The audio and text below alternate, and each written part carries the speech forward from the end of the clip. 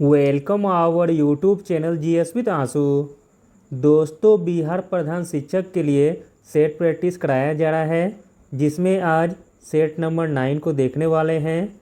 इसमें सारे प्रश्न दोस्तों बहुत ही महत्वपूर्ण दिए गए हैं, जो आपके एग्ज़ाम में आने की संभावना सबसे अधिक है। जो लोग 67वीं बीपीएससी पीटी की तैयारी कर रहे हैं तो वो लोग भी इस सेट को ज़रूर लगाएं।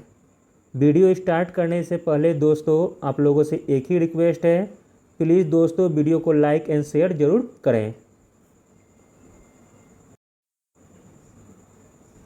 चलिए दोस्तों शुरू करते हैं। पहला प्रश्न है, एक कार सड़क पर 60 किलोमीटर प्रति घंटे की एक समरूप गति से चल रही है। कार पर लगने वाला परिणामी बल क्या होगा? तो दोस्तों एक कार सड़क पर 60 किलोमीटर प्रति घंटे की एक समरूप गति से चल रही है। कार पर लगने वाला परिणामी बल होगा 0 के बराबर। अगला प्रश्न है, वायुमंडल में प्रकाश के विसरण का कारण क्या है? तो दोस्तों वायुमंडल में प्रकाश के विसरण का कारण है धूलकण। अगला प्रश्न है दोस्तों, तेल से अंशतः भरा हुआ एक टैंकर समतल सड़क पर आगे की ओर एक समान त्वरण से जा रहा है। तेल का मुख्य पृष्ठ क्या होगा? तो दोस्तों तेल का मुख्य पृष्ठ होगा क्षैतिज से इस प्रकार आनत होगा कि पिछले सिरे पर अधिक गहराई होगी। अगला प्रश्न देखते हैं, निम्नलिखित कथनों पर विचार कीजिए। इसमें दोस्तों आपको बताना है कौन सा कथन सही है। तो दोस्तों देखते हैं, पहला कथन है, निर्जल सोडियम कार्बोनेट साधारणतः पाक सोडा यानी कि बेकिंग सोडा के रूप में जाना जाता है। तो दोस्तों यह कथन बिल्कुल सही दिया गया है। अगला कथन है, अग्निशामकों में पाक सोडा यानी कि बेकिंग सोडा का प्रयोग होता है। तो दोस्तों यह भी कथन सही दिया गया है। अगला कथन है, विरंजक चूर्ण का उत्पादन हैंसक्लेवर संयंत्र में होता है। तो दोस्तों यह भी कथन सही दिया गया है। इस प्रकार दोस्तों ऑप्शन ए सही हो जाएगा। 1, 2 और 3 सही है। अगला प्रश्न देखते हैं, निम्नांकित कथनों पर विचार करना है। इसमें बताना है दोस्तों कौन सा कथन सही दिया गया है। चलिए देखते हैं। पहला कथन है, बेकिंग सोडा का उपयोग अग्निशमन में होता है। तो दोस्तों यह कथन बिल्कुल सही दिया गया है। अगला कथन है, क्विकलाइम का उपयोग कांच के उत्पादन में होता है। यह भी दोस्तों सही दिया गया है।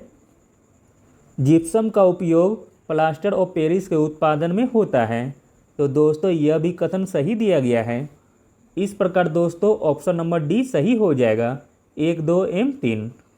अगला प्रश्न देखते हैं, जेनेटिक्स निम्नलिखित में से किसका अध्ययन है? तो दोस्तों जेनेटिक्स अध्ययन है आनुवंशिकता और विचरण का। अगला प्रश्न है,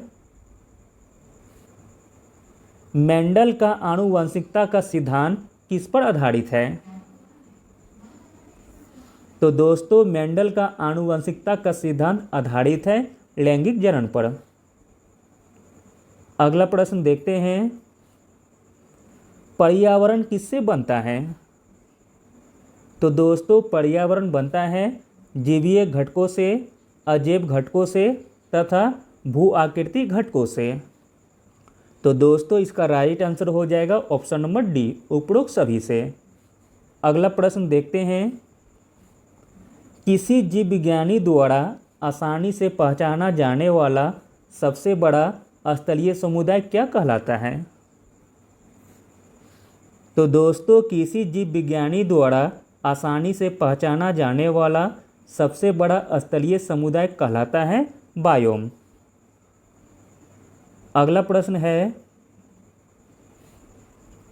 जैव पारिस्थितिकी में अध्ययन किया जाता है।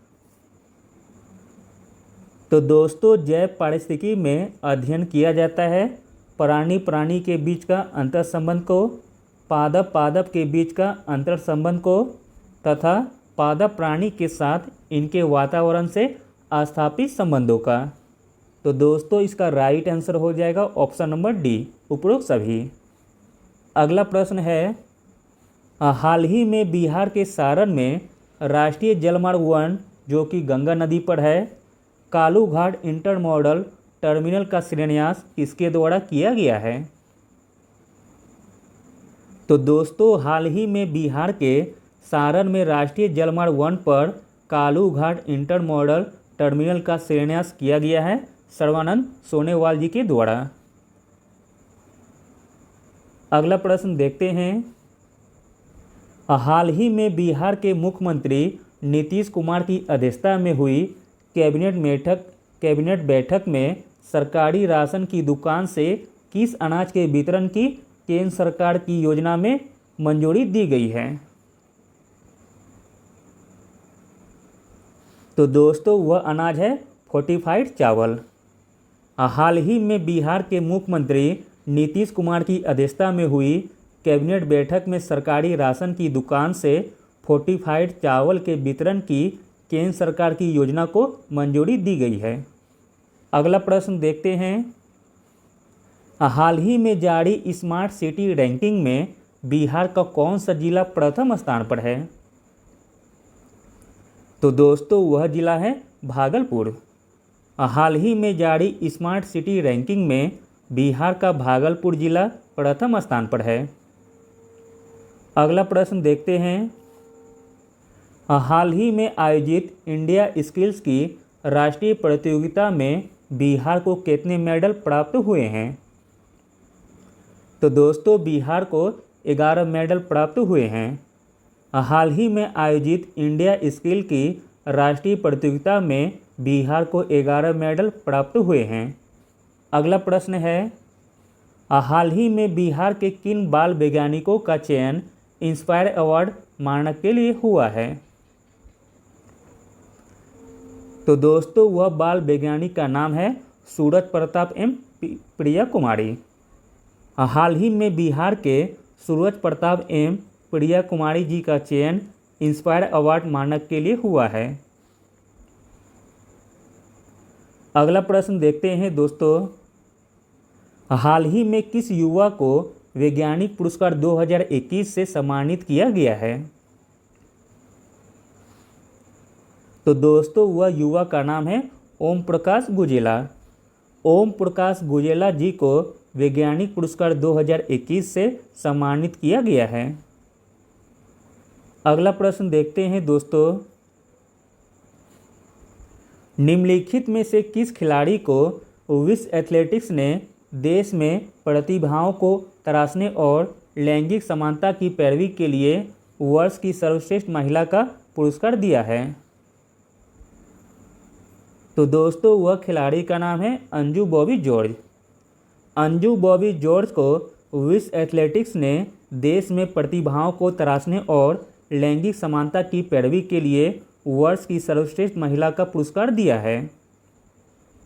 अगला प्रश्न देखते हैं, सरकार द्वारा जारी की गई Atal ranking of institution on innovation achievements 2021 में किस संस्थान को लगातार तीसरे वर्ष तकनीकी श्रेणी में सबसे इनोवेटिव शैक्षणिक संस्थान का दर्जा मिला है?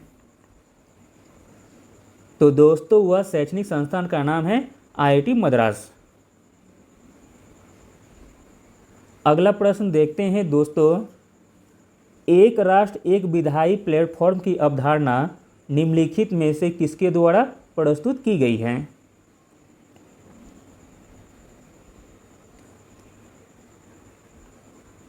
तो दोस्तों एक राष्ट्र एक विधायी प्लेटफॉर्म की अवधारणा प्रस्तुत की गई है प्रधानमंत्री नरेंद्र मोदी जी के द्वारा।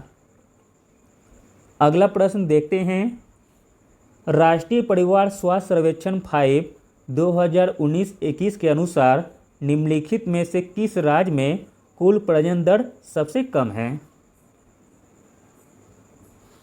तो दोस्तों कुल प्रजनन दर सबसे कम है सिक्किम में। अगला प्रश्न देखते हैं, INS वेला के बारे में निम्नलिखित में से कौन सा कथन सत्य है? तो दोस्तों INS वेला के बारे में जो कथन सही है वह है इसे 24 नवंबर 2021 को भारतीय नौसेना को सौंपा गया था। यह P-75 श्रृंखलाओं की चौथी पनडुब्बी है। इससे पूर्व INS कलवरी, INS खंडेरी तथा INS करंज नौसेना को सौंपा जा चुका है। तो दोस्तों इसमें तीनों के तीनों कथन सही दिए गए हैं। इस प्रकार दोस्तों अपना आंसर होगा ऑप्शन नंबर डी, उपरोक्त सभी। अगला प्रश्न देखते हैं। ऑस्ट्रेलिया का कौन सा गेंदबाज अपने डेब्यू मैच में हैट्रिक लेने वाला दुनिया का पहला गेंदबाज बन गया है? मोस्ट इम्पॉर्टेंट क्वेश्चन है।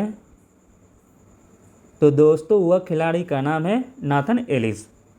ऑस्ट्रेलिया का नाथन एलिस जो कि अपने डेब्यू मैच में हैट्रिक लेने वाला दुनिया का पहला गेंदबाज बन गया है।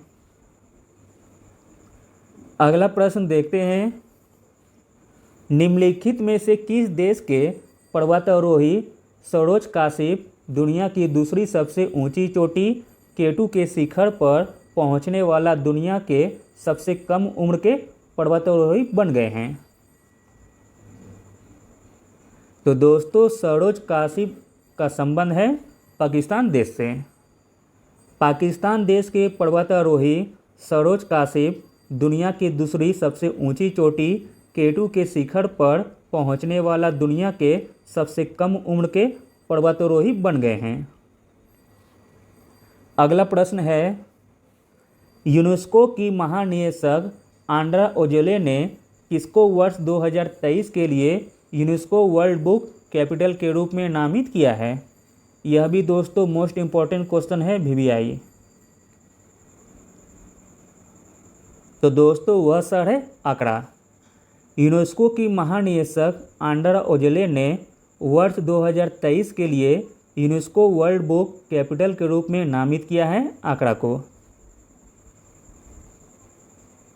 अगला प्रश्न देखते हैं।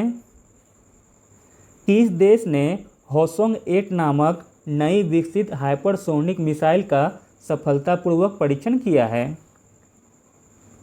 तो दोस्तों वह देश है उत्तरी कोरिया। उत्तरी कोरिया ने होसोंग 8 नामक नई विकसित हाइपरसोनिक मिसाइल का सफलतापूर्वक परीक्षण किया है। अगला प्रश्न है। बिहार सोशलिस्ट पार्टी के संस्थापक कौन थे? तो दोस्तों बिहार सोशलिस्ट पार्टी के संस्थापक थे जयप्रकाश नारायण। अगला प्रश्न है। स्वराज दल की स्थापना किसने की थी? तो दोस्तों स्वराज दल की स्थापना की गई थी चित्तरंजन दास एवं मोतीलाल नेहरू के द्वारा। अगला प्रश्न है। थियोसॉफिकल सोसाइटी की स्थापना किसने की थी?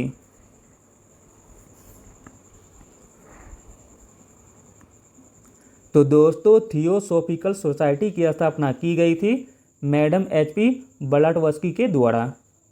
अगला प्रश्न है। निम्नलिखित में से कौन सी पुस्तक तिलक ने लिखी है?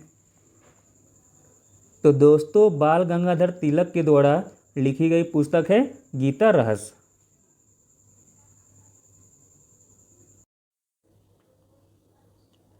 अगला प्रश्न देखते हैं दोस्तों। प्रांतीय सरकारों का गठन निम्नलिखित में से किस अधिनियम के तहत किया गया था? तो दोस्तों प्रांतीय सरकारों का गठन 1935 का अधिनियम के तहत किया गया था। अगला प्रश्न है। भारतीय राष्ट्रीय कांग्रेस के प्रथम अधिवेशन में कितने प्रतिनिधियों ने भाग लिया था? तो दोस्तों भारतीय राष्ट्रीय कांग्रेस के प्रथम अधिवेशन में 72 प्रतिनिधियों ने भाग लिया था। अगला प्रश्न है। स्वतंत्र भारत के पहले भारतीय गवर्नर जनरल कौन थे? तो दोस्तों स्वतंत्र भारत के पहले भारतीय गवर्नर जनरल थे श्री राजगोपालाचारी। अगला प्रश्न देखते हैं। माटेंगू चेसफोर्ड की रिपोर्ट किसके आधार पर बनी थी? तो दोस्तों माटेंगू चेसफोर्ड की रिपोर्ट भारत सरकार अधिनियम 1919 का आधार बनी थी? अगला प्रश्न है, शेरे पंजाब के नाम से इनमें से कौन मशहूर थे? तो दोस्तों शेरे पंजाब के नाम से मशहूर थे लाला लाजपत राय। अगला प्रश्न देखते हैं, डॉक्टर राजेंद्र प्रसाद को 9 अगस्त 1942 को गिरफ्तार करके भेजा गया था। तो दोस्तों डॉक्टर राजेंद्र प्रसाद को 9 अगस्त 1942 को गिरफ्तार करके भेजा गया था बांकीपुर जेल में। अगला प्रश्न है, भारत छोड़ो आंदोलन के क्रम में पटना सचिवालय गोलीकांड कब हुआ था? तो दोस्तों भारत छोड़ो आंदोलन के क्रम में पटना सचिवालय में गोलीकांड हुआ था 11 अगस्त 1942 को।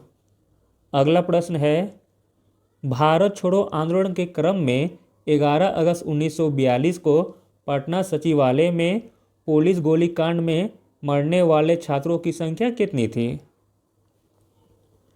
तो दोस्तों भारत छोड़ो आंदोलन के क्रम में 11 अगस्त 1942 को पटना सचिवालय में गोलीकांड में मरने वाले छात्रों की संख्या थी 7। अगला प्रश्न देखते हैं,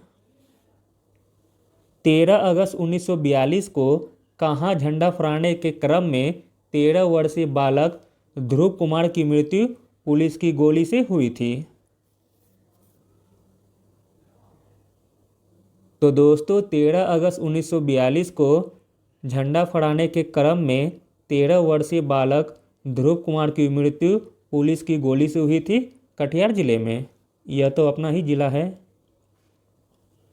अगला प्रश्न देखते हैं, भारत छोड़ो आंदोलन के दौरान किस प्रमंडल में लगभग 2 महीनों तक जनता का शासन रहा था? तो दोस्तों वह प्रमंडल था तिरहुत। भारत छोड़ो आंदोलन के दौरान तिरहुत प्रमंडल में लगभग 2 महीनों तक जनता का शासन रहा था। अगला प्रश्न है, एस्किमो का शाब्दिक अर्थ क्या है?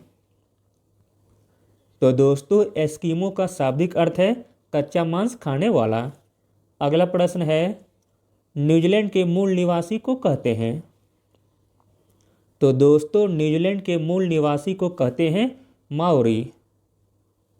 अगला प्रश्न है दोस्तों, रिहन घाटी परियोजना किस राज्य में स्थित है? तो दोस्तों रिहन घाटी परियोजना स्थित है उत्तर प्रदेश राज्य में। अगला प्रश्न है, गल्फ स्ट्रीम है? तो दोस्तों गल्फ स्ट्रीम है एक महासागरीय धारा। अगला प्रश्न है, प्राचीन भारतीय ऐतिहासिक भूगोल में रत्नाकर नाम सूचक था? तो दोस्तों प्राचीन भारतीय ऐतिहासिक भूगोल में रत्नाकर नाम सूचक था हिंद महासागर का। अगला प्रश्न देखते हैं, चावल की खेती के लिए आदर्श जलवायु परिस्थितियां क्या है? तो दोस्तों चावल की खेती के लिए आदर्श जलवायु परिस्थितियां हैं 100 सेंटीमीटर से ऊपर वर्षा और 25 डिग्री सेल्सियस से ऊपर ताप। अगला प्रश्न है, पृथ्वी तल की आयु लगभग कितने वर्ष पुरानी मानी जाती है? तो दोस्तों पृथ्वी तल की आयु लगभग 150 बिलियन वर्ष पुरानी मानी जाती है।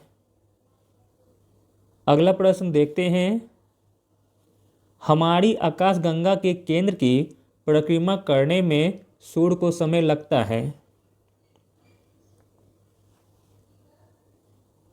तो दोस्तों हमारी आकाशगंगा के केंद्र की परिक्रमा करने में सूर्य को समय लगता है 250 मिलियन वर्ष।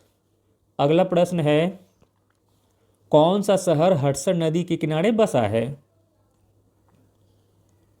तो दोस्तों न्यूयॉर्क शहर हडसन नदी के किनारे बसा है। अगला प्रश्न है, भूटान की राजधानी कौन सी है? तो दोस्तों भूटान की राजधानी है थिम्पू। अगला प्रश्न है, लोकसभा का पहला आम चुनाव कब हुआ था? तो दोस्तों लोकसभा का पहला आम चुनाव हुआ था 51-52 में। अगला प्रश्न है दोस्तों, भारतीय संविधान की प्रस्तावना में भारत को किस रूप में घोषित किया गया है? तो दोस्तों भारतीय संविधान की प्रस्तावना में भारत को घोषित किया गया है एक प्रभु संपन्न समाजवादी धर्मनिरपेक्ष प्रजातांत्रिक गणतंत्र में। अगला प्रश्न है, निम्नलिखित में से कौन सा मूलभूत अधिकार नहीं है? तो दोस्तों इसमें मूलभूत अधिकार नहीं हो जाएगा संपत्ति का अधिकार। संपत्ति का अधिकार दोस्तों एक प्रकार का कानूनी अधिकार है। अगला प्रश्न देखते हैं दोस्तों, आमतौर पर भारत के प्रधानमंत्री होते हैं। तो दोस्तों आमतौर पर भारत के प्रधानमंत्री होते हैं लोकसभा का सदस्य। अगला प्रश्न है, राज्य के दूसरे सदन की स्थापना या उसे रद्द करने से संबंधित कौन सी सही विधि है?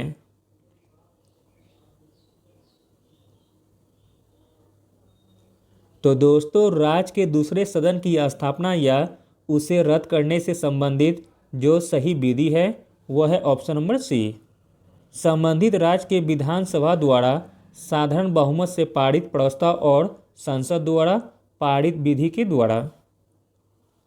अगला प्रश्न देखते हैं, राज्यपाल को वेतन और भत्ताएं दी जाती है। तो दोस्तों राज्यपाल को वेतन और भत्ते दी जाती है कॉन्सोलिडेटेड फंड ऑफ स्टेट से। अगला प्रश्न है, लोकसभा के निर्वाचित सदस्यों की अधिकतम संख्या हो सकती है। तो दोस्तों लोकसभा के निर्वाचित सदस्यों की अधिकतम संख्या हो सकती है 550। अगला प्रश्न देखते हैं, राज्यसभा का 1/3 सदस्य प्रति। तो दोस्तों राज्यसभा का 1/3 सदस्य प्रति 2 वर्ष पर सेवानिवृत्त हो जाते हैं। अगला प्रश्न है, राष्ट्रपति संसद के दोनों सदनों को एक साथ संबोधित करते हैं। तो दोस्तों राष्ट्रपति संसद के दोनों सदनों को एक साथ संबोधित करते हैं प्रत्येक वर्ष के प्रथम सत्र के आगमन पर। अगला प्रश्न देखते हैं दोस्तों, भारत की सरकार संघीय प्रणाली की है क्योंकि। तो दोस्तों भारत की सरकार संघीय प्रणाली की है क्योंकि संघीय विधायिका द्विस्तरीय है, संविधान सर्वोपरि है तथा यह स्वतंत्र न्यायपालिका है। तो दोस्तों इसका राइट आंसर हो जाएगा ऑप्शन नंबर ए, 1, 3 और 4 सही हैं। Thank you.